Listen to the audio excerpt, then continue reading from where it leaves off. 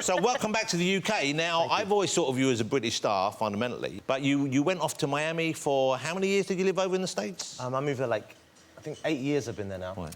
But to be honest, sometimes it takes you to go all the way to Miami to realise that actually where you really want to be was back in the UK and be home. So you were missing here?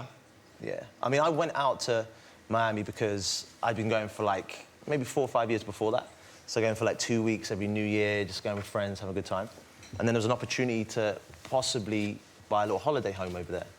And I was like, saw this beautiful hotel I went into. And the developer did that old chestnut of like, oh, you don't want to go upstairs. I was like, what do you mean don't go upstairs? Oh, you don't want to go and see the thing. It's way, way beyond your price range. So the ego kicked in.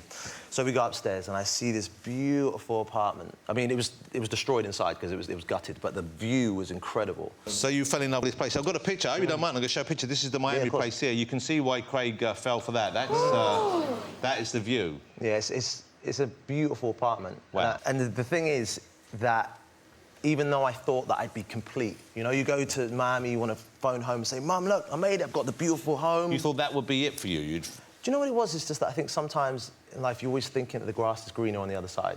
So you move from place to place. So this was my first big move was Southampton to London. Then it was like, oh, let me go to Miami because, oh, the lifestyle's great there. And I bought myself a sports car and I remember the days when I was a kid. You had 2 sports cars, didn't you? Yeah, I had, I sold one to get the other one. Oh, because what was the first one? The first one was a Ferrari. Second one was a... The second one's a Lamborghini. So you're slumming it. But, you know, but to be honest... But you're saying, you know, you thought this would be what you wanted, but I'm assuming then it wasn't what you thought you wanted. It got to a point where I was literally driving the Lamborghini you just saw and getting in it and driving thinking, where am I going? What... Has it come to this? Am I looking for validation for someone to say, oh, that's a cool car you're in, or... So you didn't have somewhere to go? No, I mean, there was probably a few places that I did have to go. Oh, so sometimes you did have a destination? There were some destinations all the way. But sometimes you would just drive around the car? Sometimes you just kept going. You know what you're looking for? What are you looking for? Yourself.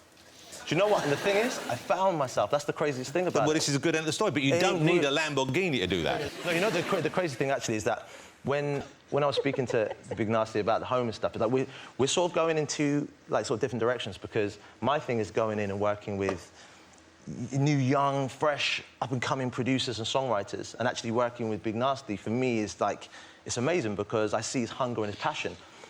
Going in that direction to get the car, get the Lamborghini, get the thing, and mine, I'm like, I just want to be back in the UK, I just want to make music and be back with my friends and my family and just have those relationships that I had before. So it's kind of like you've got to have the span of maybe 7 or 8 years to find where you're at. Have you given the car and the house to Big Nasty? No, but he's more than welcome to jump in that Lambo and go as far as he can go. I'm leaving the show now, bruv. Give me the car keys. And